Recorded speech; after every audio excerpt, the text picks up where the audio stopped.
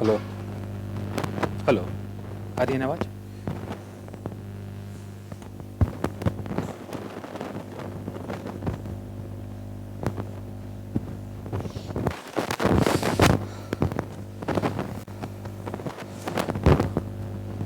यहाँ लगाए कोई ठीक ये अच्छा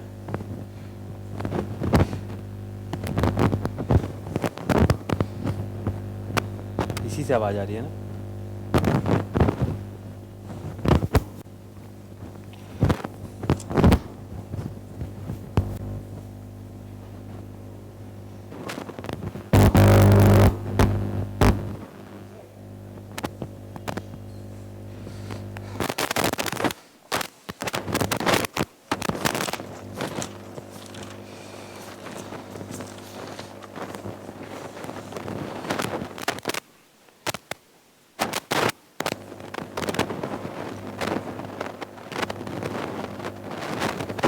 अभी कुछ कुछ आवाज आ रही है ना?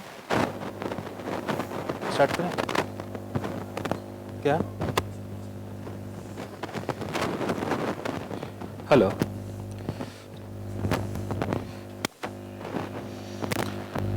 तो स्टार्ट करें? हाँ, सेकंड चैप्टर है हम लोगों का। कल इसमें कुछ कुछ हम समझाए थे आप लोगों को, है ना?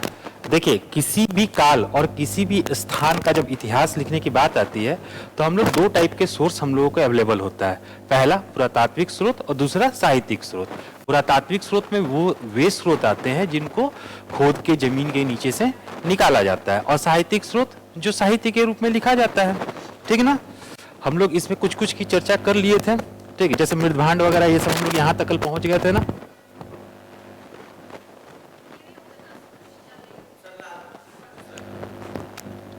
ठीक है, ये अशोक के शिलालेख वगैरह हम करवा चुके थे कल, है ना? ठीक, अब जैसे नालंदा बिहार के अवशेष, ठीक ना? आप लोग को मालूम, यहां चलिए हम लोग वैल्यू एडिशन करते हैं। आप लोग को ये चीज मालूम है कि नालंदा बिहार था कहां? बिहार के नालंदा डिस्ट्रिक्ट में, ठीक ना? इसकी स्थापना कौन किया था? सही बात है, कुमारगुप्त ने किया था। नालंदा यूनिवर्सिटी का विध्वंस कौन किया था? बख्तियार खिलजी किया था। ठीक है ना? जब हमारे दिल्ली पे सल्तनत, जब से इंडिया में सल्तनत काल का प्रारंभ होता है तो सल्तनत काल की स्थापना कब होती है? 1206 ईस्वी में होती है।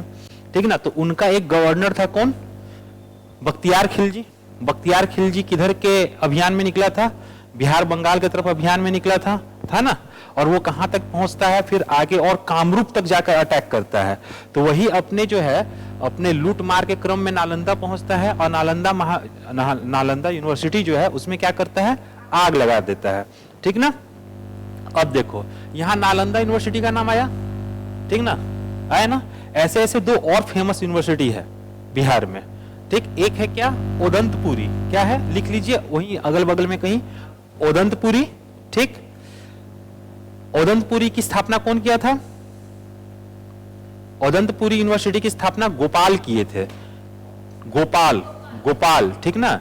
देखो, हम पहला क्लास में आप लोग को बताए थे कि हर्षवर्धन मरने के बाद कन्नौज पे अपना शासन स्थापित करने के लिए 3 क्षेत्रीय वंशों में 200-300 सालों तक युद्ध चला था। पाल, प्रतिहार और राष्ट्रकूट बताए थे ना, मैप बना के हम आप लोगों को। ठीक है ना? कि पाल कहां थे? ये वाले क्षेत्र में पाल थे। ठीक, प्रतिहार कहां थे? ये राजस्थान वाले क्षेत्र में थे। और राष्ट्रकूट कहां थे? ये विंध्याचल, नर्मदा, ताप्ती वाले क्षेत्र में कौन थे? राष्ट्रकूट थे। हम फर्स्ट क्लास में आप लोग को बताए भी थे कि जैसे प्रतिहार वंश है, प्रतिहार वंश से ही राजपूतों के अग्निकुल का जो कंसेप्ट है वो किनसे जाकर जुड़ता है? प्रतिहारों से जाकर जुड़ता है। ये सब हम बताए थे। देखो, ये पाल वंश, ठीक ना? पाल वंश ये बिहार के सबसे करीब में भी ये क्षेत्र है ना? तो ये जो अपना एक्सपेंशन करेंगे तो बिहार में भी अपना एक्सपेंशन करेंगे ना? है? अच्छा, पहला क्लास में हम ये भी आपको बताए थे कि इन पाल शासकों के अंतर्गत बौद्ध धर्म का एक विशेष शाखा का विकास हुआ था। बौद्ध धर्म का एक विशेष शाखा का विकास हुआ था, जिसको हम लोग क्या बोलते हैं? वज्रयान बोलते हैं। क्या बोलते हैं? वज्रयान बोलते हैं। देखो, अशोक जब बौद्ध धर्म अपनाता तो क्या बोलता है? हिंसा मत करो, ठीक। लेकिन इस वज्रयान में, इस वज्रयान की अगर विशेषताओं पे आप नजर डालोगे तो इसमें मांस, मदिरा और मैथुन तीनों चीजों का परमिशन था। समझ में आ रहा है? ये लोग मान तो रह रहे हैं भगवान बुद्ध को ही, ठीक ना, लेकिन अपने अकॉर्डिंग उसमें क्या कर रहे हैं, संशोधन कर दे रहे हैं, ठीक। और मांस, मदिरा और मैथुन तीनों चीज का इसमें परमिशन मिल जाता है। तो ये एक स्पेसिफिक ढर्रा हो जा रहा है, बौद्ध धर्म का एक अलग धारा हो जा रही है, ये वज्रयान कहलाती है। तो यही पाल वंश जो है, इस पाल वंश का संस्थापक कौन था? गोपाल। कौन था? गोपाल। गोपाल के बाद कौन आते हैं? धर्मपाल। कौन आते हैं? और धर्मपाल के बाद कौन आता है? देवपाल। कौन आता है? देवपाल, ठीक। देखो गोपाल जो है ये ओदंतपुरी यूनिवर्सिटी की स्थापना करेंगे, ठीक ना। ओदंतपुरी यूनिवर्सिटी जो है आज के डेट में बिहार के बिहार शरीफ में है। कहां है? बिहार शरीफ में है, ठीक ना, बिहार शरीफ, हाँ, ठीक। फिर देखो गोपाल के बाद कौन शासक बनता है? धर्मपाल। धर्मपाल किस यूनिवर्सिटी की स्थापना करता है? विक्रमशिला। कौन सा? विक्रमशिला यूनिवर्सिटी। विक्रमशिला यूनिवर्सिटी कहां है बिहार में? ये सब लिखते जाओ, लिखते जाओ, हाथ चलाओ, ये सब वैल्यू एडिशन करते जाइए, नहीं तो फिर इसके लिए आपको अलग जगह जाना पड़ेगा। अगर ये बुक है आप लोगों के पास तो बुक में ही किसी कोने पे लिखते जाइए, ठीक, नहीं तो कॉपी में लिखते जाइए, क्योंकि स्टोरी तो फिर कुछ दिन बाद आप भूल जाओगे। हाँ हाँ, वहीं साइड साइड में लिखते जाइए, ठीक है ना। पाल वंश का संस्थापक कौन? गोपाल के बाद धर्मपाल के बाद, ठीक ना। गोपाल किस यूनिवर्सिटी का स्थापना कर रहा है? ठीक। धर्मपाल किसका कर रहा है? और नालंदा यूनिवर्सिटी का संस्थापक? सही बात, कुमारगुप्त, ठीक ना, ये गुप्त शासक था, ठीक ना। क्या बिहार से ज्यादा पढ़ ले रहा? एग्जैक्टली हम जो वैल्यू एडिशन करवा रहे हैं तो ये सब क्या है, ये सब आप लोग को हिस्ट्री वाले पोर्शन में पढ़ के जाना है। तो हम बिहार स्पेशल में ही जो भी मेन स्ट्रीम से लिंक्ड फैक्ट्स है, कंसेप्ट्स है, वो सब हम आप लोगों को बताते जा रहे हैं। कौन थे विक्रमशिला यूनिवर्सिटी के संस्थापक, कौन थे, ये सब पूछा जाता है, ठीक ना। देखिए फिर मूर्तियां, सिक्के, ठीक ना। मूर्तियां जैसे पटना से आपको मालूम होगा यक्ष और यक्षिणी की मूर्ति मिली है ना। जो लोक, देखो यक्ष और यक्षिणी की मूर्ति लोक कला का प्रदर्शन करता है, ठीक ना। कला भी दो तरीके का होता है, एक राजकीय कला होता है और एक लोक कला होता है, ठीक ना। जैसे इसको उदाहरण इस तरह से समझो कि जो राजा लोग होंगे, शासक वर्ग होंगे, उन लोग का कला रूप क्या होगा? अभिजात्य होगा। समझ में आ रहा है? उन लोग जैसे बड़ा बड़ा मूर्ति बनवाएगा, लेकिन जो आम इंसान होगा उसका जो कला होगा वो राजकीय कला से थोड़ा हट के होता है। जैसे आम इंसान क्या करेगा? आग में पका के छोटा छोटा मिट्टी का गुड्डा गुड्डी इस टाइप से बनाएगा, बनाता है ना। जैसे हम ही लोग गांव देहात में जाते हैं तो हम लोग इतना छोटा लक्ष्मी माँ का मूर्ति लाते हैं और गणेश भगवान का मूर्ति लाते हैं, है ना। या फिर घोड़ा, अभी तो सब कुछ प्लास्टिक का आने लगा है, पहले के जमाना में आप लोगों को याद होगा, चाहे पहले क्या अभी भी दीपावली जब होता है तो गांव देहात में देखते हो मिट्टी के कुछ खिलौने आते हैं जिसको चूकी कुछ इस टाइप से बोला जाता है ना, आते हैं ना, एग्जैक्टली हमको, ठीक ना। जैसे इसको इंग्लिश में टेराकोटा फिगरिन्स बोला जाता है, ठीक ना। छोटी छोटी मूर्तियां होती हैं जैसे घोड़ा, हाथी। शादी ब्याह में भी, हिंदू संस्कृति में देखना, शादी ब्याह में भी हाथी का एक छोटा सा मूर्ति ला के रखा जाता है, उसमें क्या धान वान डाल के रखा जाता है। मेरे शादी में लॉकडाउन लगा हुआ था तो मिला नहीं था, तो आदमी ऐसे ही एडजस्ट कर लिया था उसमें। तो ये सब क्या होता है? लोक कला होता है जो आम जनता अपने स्तर पे बनाती है। और एक होता है राजकीय कला। राजकीय कला का उदाहरण देखो, अशोक के स्तंभ, ठीक, ये क्या हुआ? राजकीय कला हुआ। जो कुकरीहार में जो महल का अवशेष मिला है तो ये सब क्या होगा?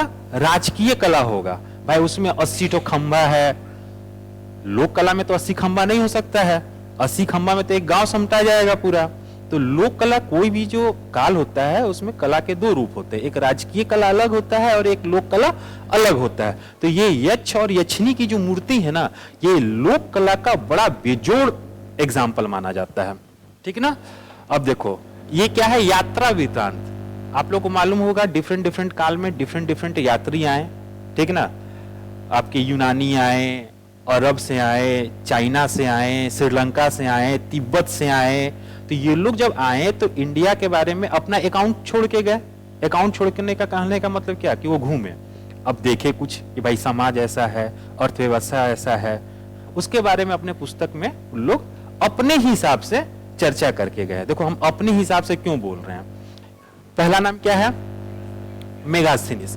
मेगास्थनीज किसका दूत था, सेल्यूकस निकेटर का था दूत, ठीक। और ये किसके दरबार में आया था, चंद्रगुप्त मौर्य के दरबार में आया था, ठीक ना। और ये जो अपना इंडिया पे लिखा हुआ जो अकाउंट छोड़ता है उसका नाम क्या है, इंडिका है, ठीक है। देखो ये अपने हिसाब से कैसे है। हमारा समाज 4 भागों में बटा हुआ था वर्ण व्यवस्था के तहत, ब्राह्मण, क्षत्रिय, वैश्य और शूद्र बटा हुआ था ना। लेकिन मेगास्थनीज अपने इंडिका में क्या लिखे हैं कि 7 भागों में बटा हुआ था, ठीक है ना। अब ये 7 भाग कौन कौन थे, कौन बताएगा एग्जैक्टली? हाँ बताओ बताओ। 7 ये पेशे के हिसाब से समाज को 7 वर्गों में बांट के चले जाते हैं, जैसे दार्शनिक, सैनिक, किसान, सभासद, शिल्पकार, निरीक्षक, ठीक। और एक कौन छूट रहा है, हाँ एक और होता है अहीर, जो यादव जी जिनको वो एकदम direct straight forward Yadav ji बोल रहे हैं, ठीक है ना, अहीर। तो ये क्या है, मेगास्थनीज आया इंडिया घूमने, वो क्या क्या प्रोफेशन के आधार पे सोसाइटी का विभाजन, उनको क्या लगा कि ये जो काम कर रहा है, जो जैसे अभी भी आप जाओगे तो जैसे जो यादव कास्ट के हैं मैक्सिमम वही क्या करते हैं, पशुपालन करते हैं। तो मेगास्थनीज विदेशी था, उसको उतना समझ में नहीं आया, वो क्या समझा कि अच्छा अच्छा ये जो है एक स्पेशल कास्ट है। एक्चुअली वो क्लास को कास्ट समझ बैठे, तो अपने अनुसार अपना अकाउंट दिए हैं, ठीक। अच्छा एक और चीज देखो, ये किसके दरबार में आए थे, ठीक ना। जितने भी यूनानी पुस्तकें हैं, समकालीन पुस्तकें, उसमें चंद्रगुप्त मौर्य का नाम चंद्रगुप्त नहीं लिखा हुआ है।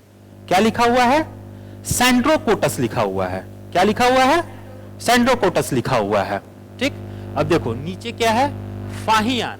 फाहियान किसके दरबार में आए थे, चंद्रगुप्त द्वितीय। देखो यहां है चंद्रगुप्त मौर्य और यहां क्या है, चंद्रगुप्त। ये कौन से वंश के हैं और ये किस वंश के हैं, एकदम सही। अरे आप लोग पढ़ रहे हैं। देखो इसके बारे में एक क्वेश्चन पूछता है कि ये भारत में कितने साल तक रहे थे, तो ये 14 साल तक रहे थे। कितने साल तक, आप लोग बुक के ऊपर कहीं लिख लीजिए, पूछा हुआ क्वेश्चन है, ठीक ना। और ये अक्सर रिपीट कर देता है, यूपीपीसीएस में भी पूछता है ये सब क्वेश्चन, ठीक ना। तो ये कितने साल तक रहे थे इंडिया में। अब देखो ह्वेनसांग। अच्छा एक और चीज देखो, ये यूनानी है, लेकिन ये फाहियान, ह्वेनसांग और इत्सिंग, ये जो नीचे के 3 नाम है, ये क्या है, चीनी है, ठीक ना। ये लोग चाइनीज ट्रेवलर्स हैं। ये लोग इंडिया क्यों आए थे, बौद्ध धर्म के संबंध में जानकारी इकट्ठा करने आए थे, ठीक ना। देखो ह्वेनसांग किसके दरबार में आया था, हर्षवर्धन के टाइम में आया था, हर्षवर्धन के दरबार में भी आया था, काल में भी आया था, ठीक ना। अच्छा हर्षवर्धन के काल में आया था कौन, ह्वेनसांग। ये कब से कब तक इंडिया में रहा था, 629 से 645, 629 से 645 बीसी, ठीक ना। बीसी याद करना भूलिएगा मत। चलो अच्छा इनका ये जो अपना अकाउंट छोड़े हैं, इसका क्या नाम है, इन्होंने जो पुस्तक लिखी है, क्या इसका नाम है, सीयू की नाम है, ठीक। अच्छा इनको ह्वेनसांग को ना यात्रियों का राजकुमार भी बोला जाता है, ठीक ना। क्या बोला जाता है, ये स्टोरी टाइप से नहीं, इसको अगर कहीं लिखना है तो फास्टली लिख सकते हो। ये क्वेश्चन पूछता है कि यात्रियों का राजकुमार किसको माना जाता है। ये देखिए ये इनको बोल रही हैं, लिख लो हाँ ये है, ठंड भी बहुत है, ठंड भी बहुत है। अब देखो इत्सिंग, ठीक। इत्सिंग कब आए थे, 7th सेंचुरी के लास्ट में आए थे, 7th सेंचुरी बीसी के लास्ट में आए थे। इत्सिंग भी नालंदा यूनिवर्सिटी जाते हैं, विक्रमशिला यूनिवर्सिटी जाते हैं पढ़ने के लिए, या फिर वहां से बौद्ध मतलब बौद्ध धर्म से रिलेटेड जो पुस्तकें हैं उनका अध्ययन के लिए, या बौद्ध धर्म से रिलेटेड जो धार्मिक शिक्षाएं होती हैं उनको ग्रहण करने के लिए नालंदा भी जाते हैं और तक्षशिला भी जाते हैं। देखो ये जैसे यहाँ एक पुस्तक का नाम लिखा हुआ अर्थशास्त्र, इसकी रचना किसने की थी? अच्छा, ये कितने चैप्टर्स में बटा हुआ है? 15, ठीक ना? ये 15 चैप्टर से बटा हुआ। कितने सब चैप्टर से बटा हुआ है? 180, ठीक ना? इसको अधिकरण बोलते हैं, 15 अधिकरणों में बटा हुआ है। समझ में आ रहा है? मतलब 15 चैप्टर्स में ये बटा हुआ है। तब आगे बढ़े, आगे बढ़े ना। इधर वाला तो कल हम सब समझा दिए थे, और कुछ अपने तरफ से पूछना है तो पूछ सकते हैं।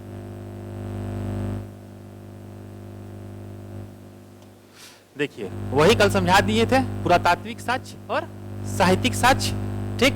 यहां इंग्लिश मीडियम के भी कोई बैठे हुए हैं? नहीं ना? ठीक, इसको आर्कियोलॉजिकल सोर्स बोलते हैं, इसको लिटरेरी सोर्स बोला जाता है। चलिए, ये सब जो है मोटा मोटी हम समझा देते हैं कि बिहार का बहुत अत्यंत ही गौरवशाली वैभवशाली इतिहास रहा है। भगवान बुद्ध और भगवान जैन की धरती मानी जाती है। बिहार, इंडिया में साम्राज्यवाद का जो पहला प्रैक्टिकल हुआ था वो भी कहां हुआ था? बिहार की भूमि में, जिसको हम लोग मगध साम्राज्यवाद के नाम से जाना जाता है। फिर देखो, बिहार के ही एक शासक हुए। मगध साम्राज्य में डिफरेंट वंश आए, उसमें एक मौर्य वंश आता है। मौर्य वंश के सबसे प्रतापी शासक कौन होते हैं? अशोक आते हैं। और अशोक इंडिया में पहला ऐसा शासक था, ठीक? या फिर कहीं कहीं तो यह भी लिखा आता है कि ये वर्ल्ड का पहला ऐसा शासक था जो अपने शिलालेखों के माध्यम से, अपने अभिलेखों के माध्यम से जनता से क्या किया? प्रत्यक्ष संवाद किया, ठीक ना? प्रत्यक्ष संवाद किया। अच्छा, ये फर्स्ट ऐसा एग्जाम्पल है जो बहुत बड़े स्तर पे कलिंग का युद्ध करता है, ठीक? और कलिंग के युद्ध के बाद उनका क्या होता है? हृदय परिवर्तन होता है और वो क्या करते हैं? बौद्ध धर्म अपना लेते हैं ना। तो यही सब चीज यहां लिखा हुआ है कि अनेक मनीषियों के, विद्वानों के, राजा में। अच्छा, विद्वानों में देखो, आपका आर्यभट्ट का आप लोग नाम सुने होंगे। आर्यभट्ट कहां, उनकी जन्मभूमि कहां है? बिहार ही है, ठीक? बिहार में पटना के पहले, पटना और जहानाबाद के बीच में एक तरेगना स्टेशन है, तरेगना, ठीक? वहीं आर्यभट्ट का क्या माना जाता है?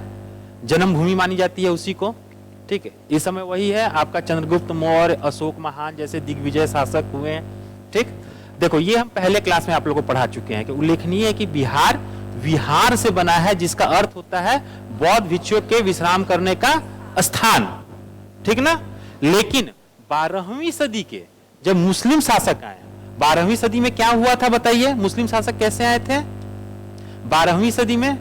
सबसे पहले मोहम्मद गजनी आते हैं, लेकिन मोहम्मद गजनी बिहार तक तो पहुंच नहीं पाते हैं, ठीक? फिर 1206 में, 1206 में दिल्ली सल्तनत की स्थापना होती है, ठीक? दिल्ली सल्तनत की स्थापना कौन करता है?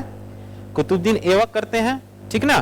तो उस समय ये जो मुस्लिम शासकों ने इस स्थान को बिहार कहना शुरू कर दिया था।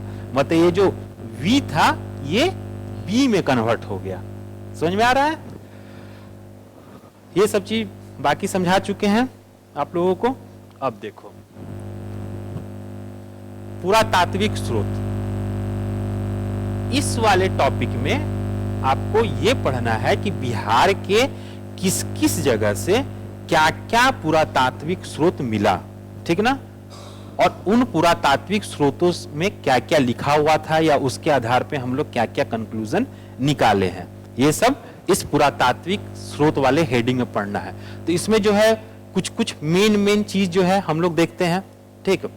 जैसे देखो, पूर्व ऐतिहासिक युग के स्रोत। पूर्व ऐतिहासिक मतलब क्या हो रहा है?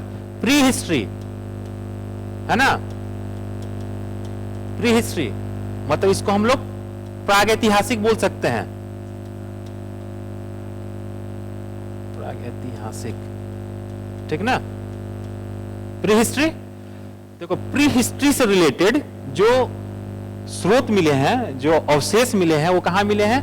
मुंगेर में, सारण में, वैशाली में, गया में, पटना में, विभिन्न स्थलों से प्राप्त हुए हैं। देखो, सारण में एक जगह है चिरांद, जिसका नाम आप लोग एनसीईआरटी में भी पढ़े होंगे, ठीक ना? यहां से क्या है? हड्डी के उपकरण मिले हैं। किस चीज के मिले हैं? हड्डी के उपकरण मिले हैं। और ये किस काल से रिलेटेड है? नवपाषाण काल से रिलेटेड है, नियोलिथिक एज से रिलेटेड है, ठीक ना, ये एनसीईआरटी में भी लिखा हुआ है, तो ये आपके लिए बहुत इंपॉर्टेंट फैक्ट हो जाता है, ठीक ना। और ये है कहां, सारण में है, बिहार के सारण में। तो ये भी पूछ सकता है कि नौपाषाण कालिक स्थल चिरांद जो है किस डिस्ट्रिक्ट में है, सारण डिस्ट्रिक्ट में है, ठीक ना। चलिए, ये तो वही बताया हुआ है पुरातात्विक स्रोतों में, शिलालेख, स्तंभ लेख, ताम्रपत्र, भवनाशेष, सिक्के, ये सब हम लोग चैप्टर के स्टार्टिंग में जो टेबल बना हुआ था उसमें हम लोग डिस्कस कर चुके हैं, ठीक ना। देखिए यहां एक फैक्ट आपको दिख रहा है, सासाराम के चंदन पीर पहाड़ी से प्राप्त लघु शिलालेख तथा अशोक एवं उसके पौत्र दशरथ का बराबर एवं नागार्जुन पहाड़ियों से प्राप्त गुफा अभिलेख आदि प्रमुख हैं, ठीक ना। तो यहां देखिए जो जो गोल घेर है ना, आप लोग भी अपने नोट्स में बुक में गोल घेर लीजिए, सब याद कर पाओगे नहीं, तो एग्जाम पॉइंट ऑफ व्यू से जो जो इंपॉर्टेंट है हम गोल गोल घेर दे रहे हैं, आप लोग इसी को सिर्फ पढ़ के चल जाना। तो आपसे क्वेश्चन पूछ सकता है कि चंदन पीर पहाड़ी कहां है, सासाराम में है, ठीक ना। अब देखो अशोक एवं उसके पौत्र दशरथ का क्या है, गुहा अभिलेख। आप लोगों को मालूम होगा कि गया है ना, गया जिसके बारे में उस दिन बोल रहे थे गोविंद गौन, गया में क्या है, महाबोधि वृक्ष है, महाबोधि टेम्पल है ना। इस गया में एक पहाड़ है जिसका नाम है बराबर की पहाड़ियां। यहां अशोक और उसका पोता, ठीक, उसका पोता का नाम क्या है, दशरथ, ये दोनों आजीवक संप्रदाय, जैसे बौद्ध धर्म हुआ, जैन धर्म हुआ, ये भी क्या है, संप्रदाय है, ठीक ना। उसी तरह एक आजीवक संप्रदाय था, तो आजीवक संप्रदाय के लिए क्या किया था, इस पहाड़ को काटकर गुफा बनाया था, समझ में आ रहा है। तो ये गुफा दान दिया था कौन, अशोक और उसका पोता दशरथ। फिर दशरथ जो है आंध्र प्रदेश में एक नागार्जुनी पहाड़ी है, ठीक ना, नागार्जुनी पहाड़ी में भी इसी टाइप का गुफा बना के दान में दिया था, समझ में आ रहा है। ये फैक्ट याद रखिएगा। ये देखिए हम कल ही आप लोग को समझा चुके हैं कि बिहार में पाए गए मौर्य अभिलेखों की भाषा क्या है, प्राकृत है, और लिपि क्या है, ब्राह्मी है। तो चलिए हम लोग रिवीजन कर लेते हैं। और जो अशोक के अभिलेख हैं, हम कल 2 नाम बताए थे जहां से खरोष्टी लिपि मिला है, बताइए कौन कौन सा, आप लोग लिखे तो होंगे नहीं, सहबाजगढ़ी और मनसेहरा, ठीक ना। इस सबको पटापट हाथ चलाइए, ये सब पूछा हुआ पूछता है फैक्ट हमेशा, यूपी में, एमपी में, उत्तराखंड में, बिहार में। और इन सब फैक्ट्स को जब आप पूरा हिस्ट्री पढ़ते रहते हैं ना, तो आप इसको पॉइंट आउट नहीं कर पाते हैं। यहां हम आप लोग को पॉइंट आउट करते जा रहे हैं, ठीक। ठंड लग रही है ना, ठंड है, मुझे खुद पर्सनली पहली बार ऐसा हुआ कि हम स्वेटर जैकेट सब पहन के आए हैं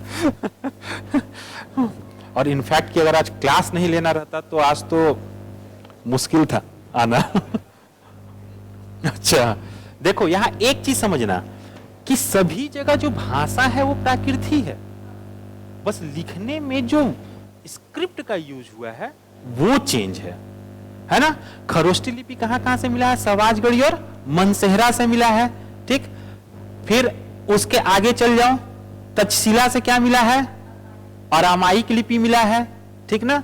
उसके थोड़ा सा और आगे चल जाओ, कांधार है, कांधार से एक ऐसा अभिलेख मिला है जो 2 भाषाओं में है, यूनानी प्लस अरामाइक, ठीक ना। ये रिवीजन होते जा रहा है, कल समझाए थे। चलो आप लोगों से एक क्वेश्चन पूछते हैं, जो क्वेश्चन पूछेगा उसको क्लास के बाद हम 5 रुपये वाला चॉकलेट खिलाएंगे। इंडिया का जैसे अभिलेख मिल रहे हैं ना, तो इंडिया का जो सबसे प्राचीनतम अभिलेख है उसका नाम क्या है और ये कहां से मिला है, बताओ कोई। इंडिया का जो सबसे प्राचीनतम अभिलेख है उसका नाम बोगज कोई अभिलेख है, बोगज कोई। ये एशिया माइनर से मिला है।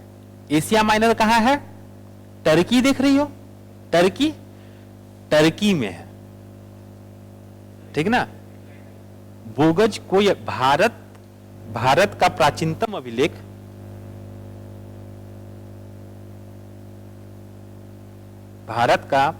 अभिलेख जो 1400 ईसा पूर्व का है,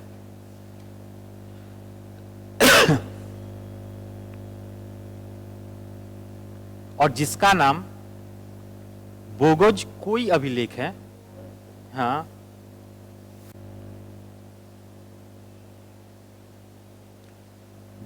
बोगोज कई अभिलेख है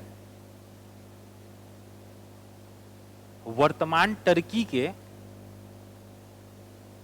ठीक ना, एशिया माइनर प्रायद्वीप से प्राप्त हुआ है।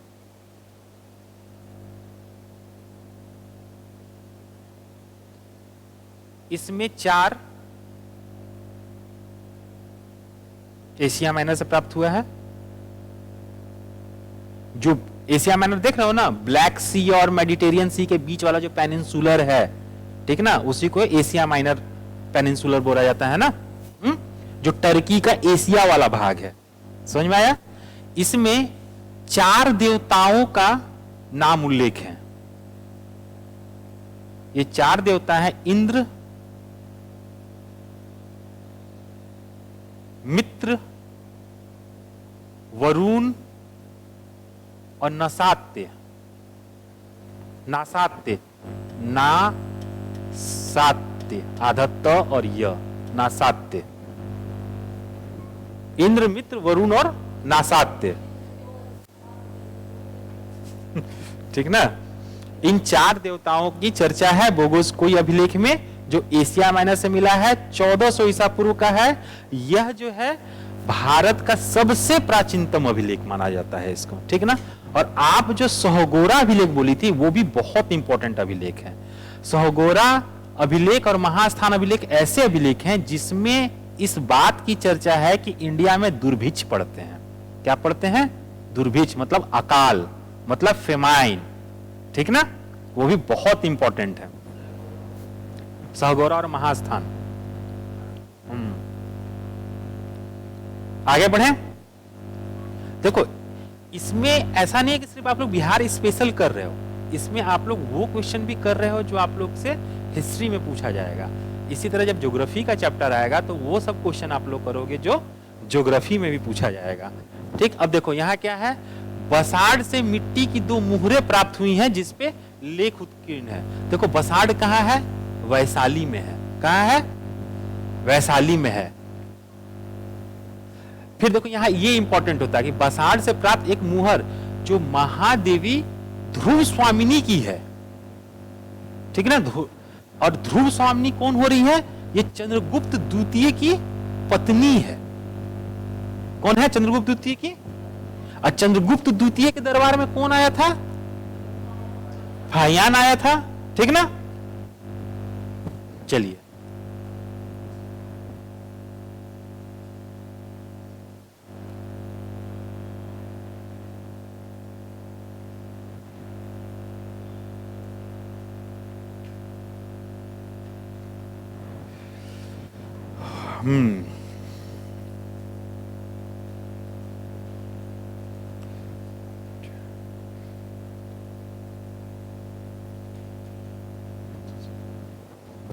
अब देखिए यहां आते हैं हम लोग। ये सब जो है, ये सब उतना इंपॉर्टेंट नहीं है जो आपसे पूछा जाए, और इतना आप लोग याद करके रख भी नहीं पाओगे, ठीक ना। देखिए बुक में क्या होता है कि बुक में हर एक एस्पेक्ट को टच करना पड़ता है, लेकिन एग्जाम पॉइंट ऑफ व्यू से बुक के कुछ चीजों को छोड़ा भी जाता है। तो जो आप लोग के एग्जाम पॉइंट ऑफ व्यू से इंपॉर्टेंट है वो हम अंडरलाइन करवाते जा रहे हैं आप लोगों को। देखो यहाँ क्या, पूर्व मध्य काल में पाल शासकों के अभिलेख दक्षिण और मध्य बिहार के कई स्थानों से प्राप्त हुए हैं, जो किस भाषा में है? संस्कृत भाषा में है। अभी पाल वंश के बारे में अभी बता दिए कि पाल वंश का संस्थापक कौन था, ठीक ना। गोपाल था, फिर धर्मपाल था, देवपाल था। कौन किस यूनिवर्सिटी की स्थापना की अभी हम आप लोगों को लिखवा दिए, ठीक।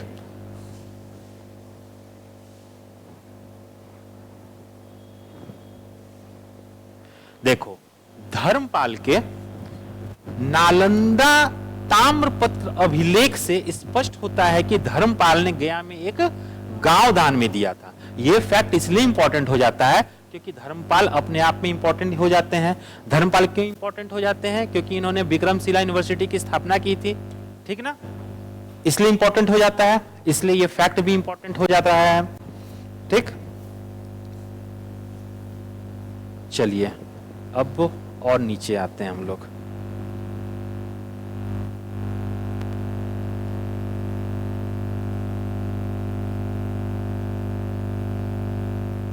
चलिए देखो यहां क्या है, बौद्ध कालीन जातक कथाओं, जातक कथाओं से आप लोग का, जातक कथाओं से तो आप लोग रूबरू है ना। जातक कथाओं में किस चीज का वर्णन है, गौतम बुद्ध के पूर्व के जन्मों का उल्लेख है इसमें, ठीक ना। अच्छा चलो यहां एक हम वैल्यू एडिशन करवा देते हैं। आप लोग को मालूम है बौद्ध धर्म जो था दो भागों में बट गया था, हीनयान और महायान, ठीक ना। चलिए साइड में ना लिखिए, हीनयान से रिलेटेड जो सबसे प्रमुख पुस्तक है उसका नाम क्या है, कथावस्तु। क्या नाम है,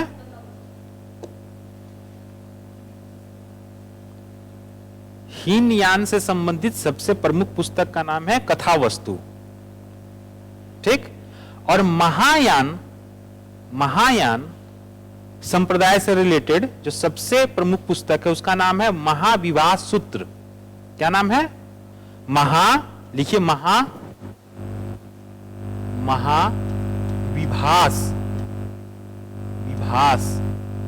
सूत्र, ठीक ना, महाविभास सूत्र। इसकी रचना कौन किए थे, वसुमित्र किए थे। कौन किए थे, और ये वसुमित्र कौन है बताओ। यस एकदम रिकॉल करो सब, जो चौथी बौद्ध संगति हुई थी वो किसके संरक्षण में हुई थी, किसके संरक्षण में हुई थी, संरक्षण में हुई थी कनिष्क के, और इसकी अध्यक्षता कौन किया था, वसुमित्र किया था, ठीक ना। और इसी बौद्ध संगति के उपाध्यक्ष कौन थे, अश्वघोष, ठीक ना। लिखिए अश्वघोष, अश्वघोष जो पुस्तक का नाम लिखे हैं, अश्वघोष जो पुस्तक की रचना की है, सॉरी पुस्तक की रचना की है, उसका क्या नाम है, बुद्ध चरितम, ठीक ना। इसको बौद्ध धर्म का रामायण माना जाता है, बुद्ध चरितम को बौद्ध धर्म का रामायण माना जाता है। और जो महाविवाह सूत्र जिसकी रचना वसुमित्र किए हैं, इसको क्या माना जाता है, इंसाइक्लोपीडिया ऑफ बौद्ध धर्म। क्या माना जाता है, बौद्ध धर्म का इंसाइक्लोपीडिया। इंसाइक्लोपीडिया यहां इसलिए वर्ड यूज किया जा रहा है कि इंसाइक्लोपीडिया एक ऐसा बुक है जिसमें दुनिया का सारा ज्ञान भरा गया है। यस, महाविवाह सूत्र को क्या बोला जाता है, बौद्ध धर्म का इंसाइक्लोपीडिया। ये क्वेश्चन पूछता है अक्सर, यूपीपीसीएस में अक्सर पूछता है ये सब फैक्ट, बीपीएससी में अक्सर पूछता है ये सब। और बुद्ध चरितम को क्या बोलते हैं, रामायण, बौद्ध धर्म का रामायण बोलते हैं। अंकुर ठंड लग रही है नहीं पेन चलाओगे तो नहीं लगेगी चलिए हाँ, अब देखो यहां एक चीज पढ़ो, बौद्ध कालीन जातक कथाओं में निष्क को स्वर्ण सिक्का कहा गया है ना। आप देखी होगी, आप हिस्ट्री में पढ़ी होगी कि वैदिक पुस्तकें हैं, वैदिक पुस्तकों में भी निष्क और शतमान नाम के सिक्कों की चर्चा है ना। निष्क और शतमान नाम की सिक्कों की चर्चा है ना। तो उसी तरीके से बौद्ध कालीन जातक कथाओं में भी निष्क को क्या माना गया है, स्वर्ण सिक्का माना गया है। देखो यहां एक विडंबना क्या है, बौद्ध कालीन जातक कथा निष्क को क्या मान रहे हैं, स्वर्ण सिक्का मान रहे हैं। और बौद्ध काल यानी 6th सेंचुरी बीसी वाला जो इंडिया में सेकेंड अर्बनाइजेशन का काल है ना।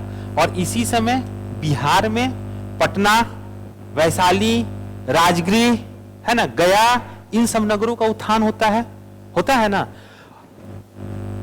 बौद्ध कालीन जो टेक्स्ट की रचना भी होती है वो कहां होती है, बिहार की धरती पे ही होती है। लेकिन ये स्वर्ण सिक्का नहीं मिलता है बिहार में, भले ही ये निष्क लिखा हुआ है बौद्धिस्ट टेक्स्ट में, जातक टेक्स्ट में लिखा हुआ है, लेकिन खुदाई में बिहार से कहीं भी सोने का सिक्का नहीं मिला है। किस काल का, बौद्ध काल का। आगे के काल का मिला है लेकिन बौद्ध काल के सोने का सिक्का नहीं मिला है। किस काल के सोने का सिक्का मिला है, गुप्त काल का।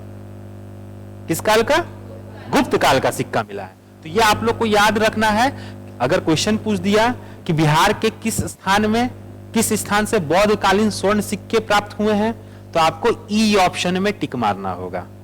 अगर ई ऑप्शन आपके एग्जाम में रहा तो रहेगा ही, है ना। ई ऑप्शन को आपको टिक मार देना है। फिर अगर आपसे पूछा निम्न में से किस काल का सोने का सिक्का बिहार में मिला है, तो अगर गुप्त काल रहेगा तो गुप्त काल आप लोग को मार देना है। अच्छा, भारत में सोने के जो सबसे ज्यादा सिक्के जारी हुए वो कब जारी हुए? गुप्त काल में जारी हुए। लेकिन जो सबसे शुद्ध सिक्के जारी हुए वो कुषाण काल में जारी हुए। ठीक, वाह, बहुत सही। आप बताइए अनुज जी कि इंडिया में, चाहे आप लोग सब बताइए, इंडिया में सबसे अधिक तांबे के सिक्के किसने जारी किए? सीसा का सिक्का तो सातवाहन जारी किया, ठीक ना, लेकिन तांबे के सिक्के सबसे ज्यादा किसने जारी किए? ऑप्शन आंसर ही बता देते हैं। कुषाण काल में, ठीक ना, कुषाण काल में। देखो इसका एक सिंबॉलिक मीनिंग है, सिंबॉलिक तो नहीं, इसका एक इनडायरेक्ट, इससे आप लोग कंक्लूजन निकाल सकते हो। क्या निकाल सकते हो? सबसे ज्यादा तांबे का सिक्का कहां चल रहा है? कुषाण काल में चल रहा है, ठीक ना। तांबे का सिक्का का जो वैल्यू होगा वो सोने के सिक्के के वैल्यू से क्या होगा? कम होगा।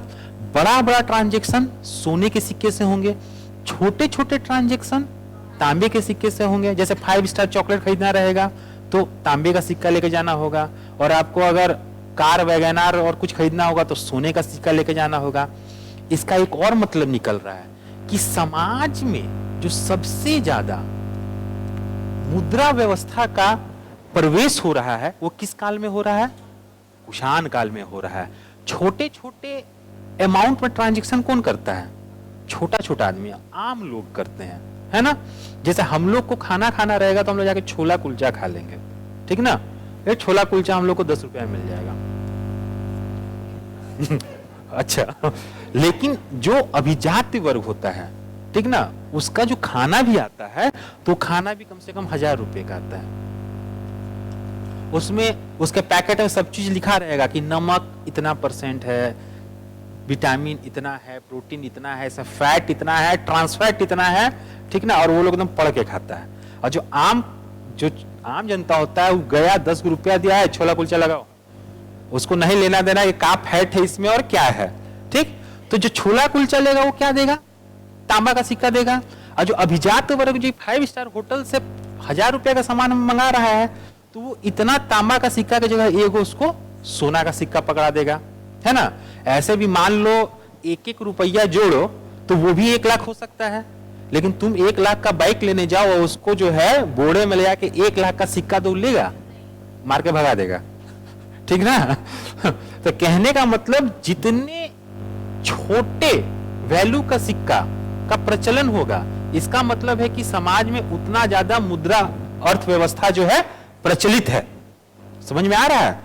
यही धीरे धीरे तांबे के सिक्के खत्म होने लगेंगे, फिर सोने के सिक्के खत्म होने लगेंगे, तो पूर्व मध्यकाल को क्या माना जाता है कि इस समय जो मुद्रा अर्थव्यवस्था था वो पतन की तरफ था। पूर्व मध्यकाल में जब हर्षवर्धन मर जाएंगे, तो आप लोग को हम एक बार एक्स्ट्रा क्लास लिए थे, उसमें हम समझाए थे कि हर्षवर्धन काल के पहले से ही इंडिया के प्रशासनिक क्षेत्र में एक नई विशेषता जन्म ली, जिसको हम लोग क्या बोलते हैं? सामंतवाद बोलते हैं। बताए थे सामंतवाद, समझाए थे आप लोगों को, है ना।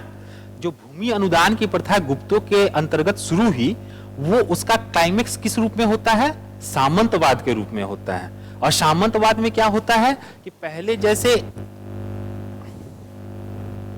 समझाऊं कि छोड़ दूं, यहां एक ऐड करने वाला हुआ करता था, वो नहीं, ये नहीं हो रहा है। एक पेज ऐड करने वाला हुआ करता था।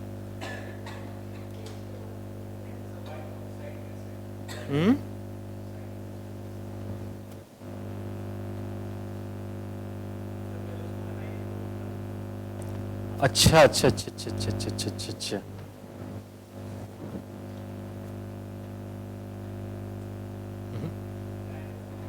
अच्छा, yes yes yes yes yes yes yes, आ गया, ठीक ना।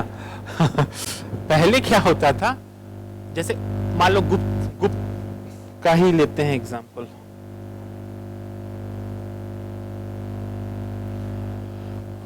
मान लो गुप्त काल का ही एग्जांपल ले रहे हैं, ठीक है ना। ये हो गया पूरा गुप्त साम्राज्य, एकमात्र शासक, ठीक ना। यही इस पूरे क्षेत्र में क्या कर रहा है, लॉ एंड ऑर्डर संभाल रहा है, शासन कर रहा है, ठीक। चूंकि शांति है तो क्या होगा, ट्रेड एंड कॉमर्स भी रहेगा। ये क्या करेगा, जो बाहरी इसके जो पड़ोसी क्षेत्र है वहां से भी क्या करेगा, व्यापारिक संबंध स्थापित करेगा।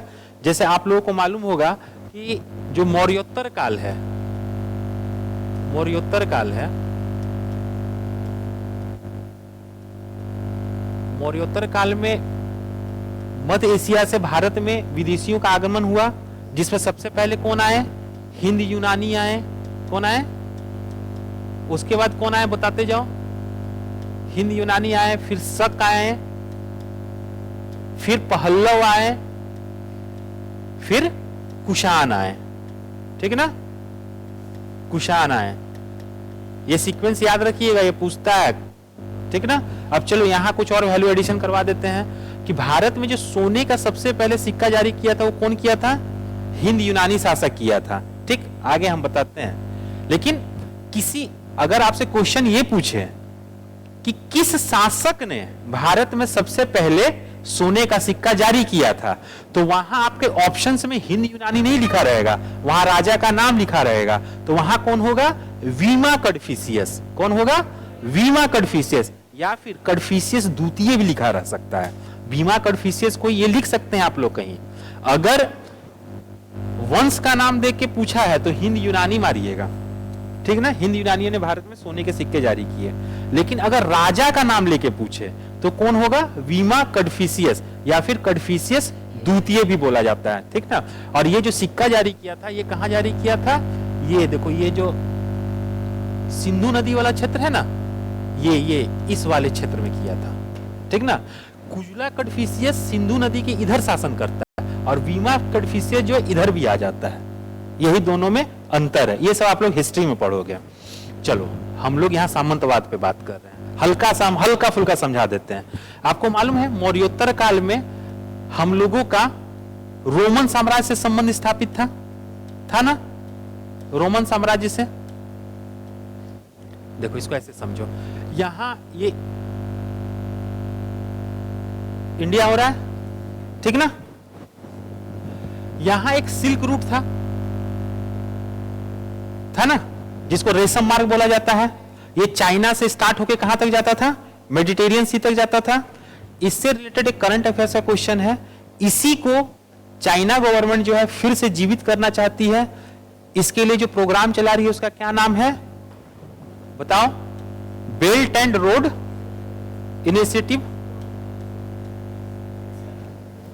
ठीक। इसी को वन बेल्ट वन रोड के कंसेप्ट से इसको लाया गया था। अब इसको जो है बेल्ट एंड रोड इनिशिएटिव नाम दिया गया है। इसमें भारत पे भी दबाव है कि आप भी इसमें शामिल होइए, ठीक ना। लेकिन भारत बोल रहा है कि नहीं, हम शामिल नहीं होंगे। पाकिस्तान शामिल हो गया है, ठीक ना। पाकिस्तान का जो बलूचिस्तान वाला प्रांत है, बलूचिस्तान वाले प्रांत में जो इंफ्रास्ट्रक्चर का डेवलपमेंट कर रहा है चाइना, जिसको लेके बलूचिस्तान के लोग बहुत ही ज्यादा वो कर रहे हैं, क्या बोल रहे हैं, विरोध प्रदर्शन कर रहे हैं, वो इसी का भाग है। समझ में आ रहा है, ये OBOR BRI इसी का भाग, ये दोनों एक ही चीज है। समझ में आ रहा है। अब देखो ये कहां से आए थे, सब कुषाण, ये मध्य एशिया से आए थे ना। तो मान लो इतने वाले सिल्क रूट पे इन लोगों का कब्जा था। तो जो व्यापारी इधर से घोड़ा पे गधा पे अपना लाद के ला रहा है सामान, तो यहाँ इसके सैनिक रोक दे रहे हैं, बोल रहे बेटा हम इधर से जाने नहीं देंगे, पारगमन शुल्क दो, ठीक है ना, लेवी दो। तो पहले नोट तो होता नहीं था, तो सोने के सिक्के, चांदी के सिक्के, ये सब मिलना प्रारंभ हो गए, ठीक। और यहाँ के जो शासक थे ना, ये देखो ये दूर से आए थे, तो ये लोग खुद भी वाणिज्य व्यापार में बड़ा इंटरेस्ट लेते थे, ठीक। इसी समय जो मेडिटेरियन सी है, इसके इस साइड में क्या हो रहा है, एक बहुत समृद्धशाली रोमन साम्राज्य का उद्भव होता है। क्या होता है, मतलब रोमन साम्राज्य रहता है। तो खुद शासक लोग ही क्या किए, इस रोमन साम्राज्य से अपना व्यापारिक संबंध जोड़े, ठीक ना। हालांकि इंडिया में रोमन साम्राज्य से जो सबसे पहला ट्रेड होना स्टार्ट हुआ था वो कहां हुआ था, साउथ इंडिया से हुआ था। कहां से हुआ था? साउथ इंडिया से हुआ था। लेकिन ये लोग भी क्या किए, जब यहां आए तो यहां से इनके साथ ट्रेड संबंध स्थापित किए। आपको इसी समय साउथ इंडिया में मुजरी, ईस्ट इंडीज, इस टाइप का जो बंदरगाह का नाम सुनते हैं, ये सब कब का है? यही मौर्योत्तर काल का है। समझ में आ रहा है? मौर्योत्तर काल की एक और प्रमुख घटना क्या थी? मनुस्मृति की रचना कब हुई थी? मौर्योत्तर काल में ही हुई थी। मौर्योत्तर काल का जो काल है वो कब से कब माना जाता है? ईसा पूर्व 200 से ईस्वी सन 200 तक। ठीक ना? ये सब कहीं लिखते जाओ, ये सब पूछता है। ईसा पूर्व 200 से ईस्वी सन 200। अब चलो, हम लोग यहाँ सामंतवाद समझ रहे थे ना, इतना वैल्यू एडिशन कर दिया। अब देखो यहाँ क्या हो रहा है, शासक एक हो रहा है, ये एक छत्र राज्य कर रहा है, कानून व्यवस्था बनाया जा रहा है। लेकिन धीरे धीरे क्या हुआ कि इधर रोमन साम्राज्य का पतन होने लगा। ठीक ना? रोमन साम्राज्य का पतन होने लगा। इधर ये भी जो सिल्क रूट है, ये भी इनके हाथ से चला गया। गुप्त काल में, गुप्त काल की हम लोग बात कर रहे हैं, तो गुप्त काल क्या हो गया? मोर और लेस कृषि अर्थव्यवस्था पे टिक गया, है ना? वाणिज्य व्यापार जहां पतन होगा, वहीं मुद्रा अर्थव्यवस्था का भी पतन प्रारंभ होगा, है ना? कृषि का जहां इंपॉर्टेंस होगा, वहां बार्टर सिस्टम का प्रमुखता बढ़ जाएगा, वस्तु विनिमय प्रणाली का। वाणिज्य व्यापार में वस्तु विनिमय नहीं चल सकता एक लिमिट के बाद, वहां फिर वो चाहिए, पैसा चाहिए। लेकिन जहां कृषि अर्थव्यवस्था आएगी, वहां बार्टर सिस्टम स्टार्ट हो जाएगा, वस्तु विनिमय प्रणाली स्टार्ट हो जाएगा। तो जहां वस्तु विनिमय प्रणाली स्टार्ट होगा, वहां सिक्का अर्थव्यवस्था का पतन हो जाएगा। ठीक? तो यहां देखो गुप्त काल में अब क्या हुआ कि वाणिज्य व्यापार का पतन हो चुका था। तो अब जो है बड़े बड़े लेन देन या बड़े बड़े जो अधिकारी हैं या ब्राह्मणों को क्या दिया जाने लगा? भूमि अनुदान दिया जाने लगा। ठीक ना? कि आपके पेमेंट के बदले हम आपको एक भूमि का खंड दे दिए हैं, वहां से जो रेवेन्यू आएगा आप अपने पास रखिए, आप अपना खर्चा चलाइए। ठीक ना? अब देखो यहां भूमिखंड हो गया, यहां भूमिखंड हो गया, यहां भूमिखंड हो गया। धीरे धीरे क्या हुआ कि पहले तो ये लोग सिर्फ रेवेन्यू कलेक्ट करने का अधिकार देते थे। धीरे धीरे क्या हुआ, इन लोग जो है यहाँ का लॉ एंड ऑर्डर संभालने का भी जिम्मा किसको दे दिए? दान ग्रहिता को ही दे दिए। तो लॉ एंड ऑर्डर संभालने के लिए तो फिर उसको सैनिक रखना पड़ेगा ना, सेना रखना पड़ेगा ना, ऐसे तो लॉ एंड ऑर्डर संभालता नहीं है। तो अब मान लो ये इस क्षेत्र का रक्षा करने के लिए 100 सैनिक रख लिया, ये 100 सैनिक रख लिया, ये 50 सैनिक रख लिया, ये यहाँ लॉ एंड ऑर्डर, ये यहाँ लॉ एंड ऑर्डर, ये यहाँ लॉ एंड ऑर्डर संभाल रहा है। लेकिन पहले ये सारा लॉ एंड ऑर्डर कौन संभाल रहा था? राजा संभाल रहा था। तो जो ये 100 सैनिक ये लोग रख लिया, पहले तो ये रख रहा था। अब इसको इतनी बड़ी सेना रखने की जरूरत भी नहीं है इस शासक को। इसको लग रहा है अरे वहां का वो संभाल ले रहे हैं, वहां का वो संभाल ले रहे हैं, तो हम जो 5000 का सेना रखे हुए थे, क्यों ना इसको 1000 की सेना कर दें हम। इनके पास इनकम स्रोत भी तो खत्म हो रहा है। पहले ये सारी भूमि का राजस्व किसके पास जा रहा था? राजा के पास जा रहा था। लेकिन अब ये राजस्व किसके पास रह जा रहा है? दान ग्रहिता के हाथ में रह जा रहा है। समझ आ रहा है? अब देखो, जब तक यहाँ राजा शक्तिशाली है तब तक तो ठीक है। जैसे ही एक शक्तिशाली राजा मरा, तो ये भूमि जिसको मिली थी वो क्या कहेगा कि यहाँ का राजा, यहाँ का राजा, यहाँ का राजा हम। ठीक ना? समझ में आ रहा है? तो ये जो इस शासक के अंदर में ये भूमि इसको दे दिया गया, लॉ एंड ऑर्डर, ये भूमि इसको, ये भूमि इसको। तो यही जो फ्रेगमेंटेशन हो रहा है, इसी को हम लोग क्या बोलते हैं? सामंतवाद। इनको सामंत कहते हैं और इस प्रथा को हम लोग सामंतवाद कहते हैं। धीरे धीरे यह शासक कमजोर होते जाएगा। देखो, शासक मजबूत अपने सेना के आधार पे होता है, ये अपनी सेना ही कम कर दे रहा है ना? तो क्या हो रहा है? पॉलिटिकली फ्रेगमेंटेशन का काल स्टार्ट हो जाएगा। कब? सामंतवाद के दौर में। और ये सामंतवाद अपने चरम पे कब आएगा? हर्षवर्धन के मरने के बाद, जिसको हम लोग पूर्व मध्यकाल के नाम से जानते हैं। ठीक ना? पूर्व मध्यकाल के नाम से जो जानते हैं ना, वो सामंतवाद का एकदम चरम बिंदु माना जाता है। अब देखो क्या होगा कि पहले इस पूरे क्षेत्र का राजा एक था, तो यहाँ का व्यापारी आराम से इस कोने जा रहा था, यहाँ का व्यापारी आराम से इस कोने आ रहा था। अब बीच में ये सामंत आ गया। ठीक? ये इसका सैनिक यहाँ खड़ा है, बोला हम जाने नहीं देंगे, टैक्स दो। ठीक? टैक्स दिया तो ठीक, नहीं दिया तो क्या किया? इसको लूट मार कर दिया, लूट लिया इसका सामान को। या फिर ये जो यहाँ सामंत बैठा हुआ था, ये यहाँ चोरी कर लिया सामंत को। ठीक ना? जो व्यापारी जा रहे थे उसके सामान की चोरी यहाँ कर लिया। या फिर ये यहाँ टैक्स मांग रहा है, ये यहाँ टैक्स मांग रहा है, ये यहाँ टैक्स मांग रहा है। समझ में आ रहा है? तो कोई व्यापारी व्यापार करेगा? है 10 रुपया का सामान नहीं बेचेगा, 12 रुपया का टैक्स हो जाएगा। समझ में आ रहा है? तो सामंतवाद के उद्भव से एक और जहां राजनीतिक विखंडन का दौर स्टार्ट होता है, वहीं दूसरी ओर वाणिज्य और व्यापार का पतन भी होता है। यह चीज समझ में आ रहा है? वाणिज्य व्यापार का पतन हो रहा है। अब देखो, जब वाणिज्य और व्यापार का पतन होगा तो मुद्रा व्यवस्था का भी पतन होगा ना। जब व्यापार ही नहीं होगा तो मुद्रा आएगा कहां से? समझ में आ रहा है? इसी व्यवस्था को फिर चेंज कौन करेगा? कि जब मध्यकाल में 1206 ईस्वी में दिल्ली सल्तनत की स्थापना होगी, ठीक ना, और जो इल्तुतमिश है वो आके जब नए चांदी के सिक्के चलाएगा, चांदी और तांबे के सिक्के चलाएगा, तब जाके फिर से इंडिया में मुद्रा अर्थव्यवस्था का विकास होगा। ठीक ना?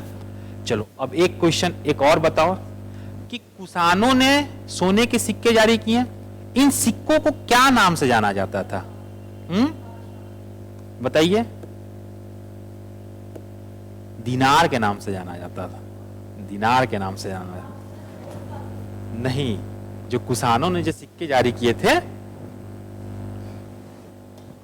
चलिए, हाँ, अब हम लोग कहां तक पहुंच गए थे? बौद्ध काल वाला सिक्का उक्का के बारे में बात कर रहे थे ना हम लोग।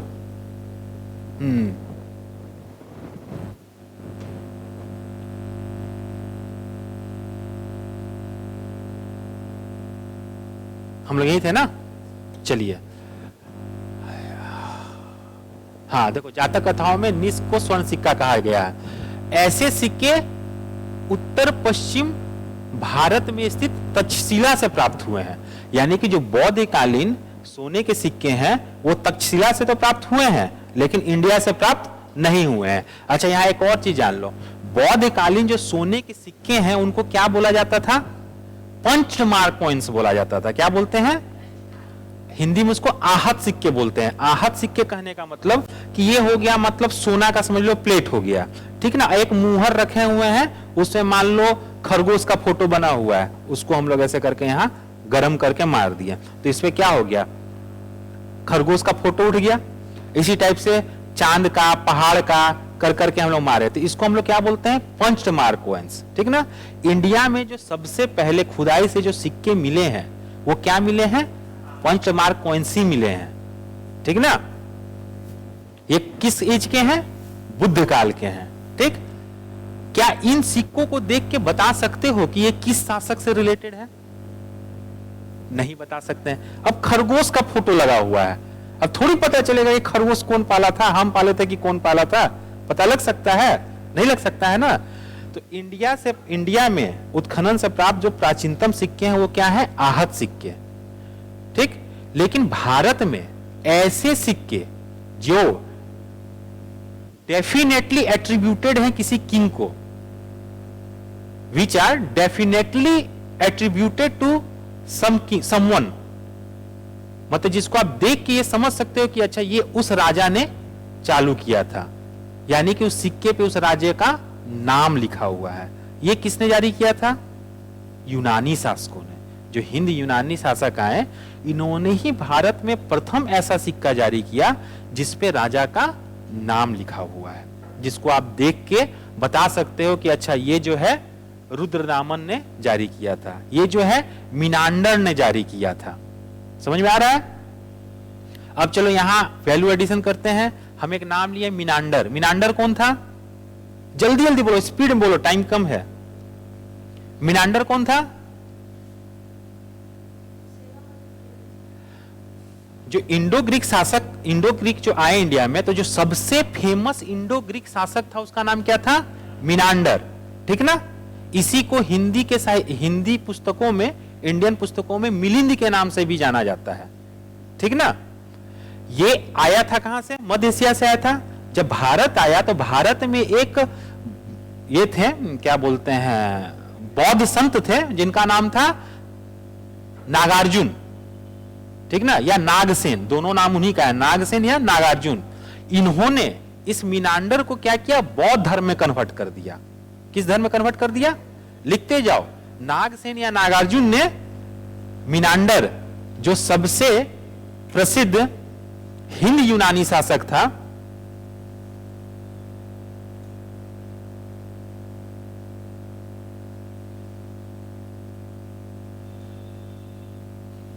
जो हिंद यूनानी शासक था उसको बौद्ध धर्म की दीक्षा दी, ठीक ना? अब जो मीनांडर है जब बौद्ध धर्म का दीक्षा ले रहा था तो नागसेन या नागार्जुन से बहुत सारा बौद्ध धर्म से रिलेटेड क्वेश्चन पूछा। उन सारे क्वेश्चंस का जो संकलन है वो मिलिंद पन्हो के नाम से जाना जाता है, ठीक ना? अच्छा देखो, तुम जो करसापन बोली ना, करसापन बोली ना, करसापन, पन, धरन, ये सारा नाम जो है किसका है? पंचमार्कोइंस का है। जो आहत सिक्के हैं, ईसा पूर्व 6ठी शताब्दी के खुदाई से प्राप्त जो आहत सिक्के हैं, उनको साहित्यों में किस नाम से पुकारा गया है? करसापन, पन, धरन, ये सारा नाम उन्हीं लोगों का है, ठीक ना? लेकिन जो कुषाण काल में सोने के सिक्के चले थे उनका नाम क्या है? दिनार है, ठीक ना? उनके टाइम में भी था, ठीक। तो आज का क्लास समाप्त किया जाए। सुनिए, टाइम एक्चुअली कम बच रहा है, ठीक, और जितना डिटेल्स में हम आप लोग को पढ़ा रहे हैं तो इसको फिर कंप्लीट कराना थोड़ा सा मुश्किल हो जाएगा। या तो हम एकदम शॉर्टकट में चले, वैल्यू एडिशन कम करवाएं, हाँ?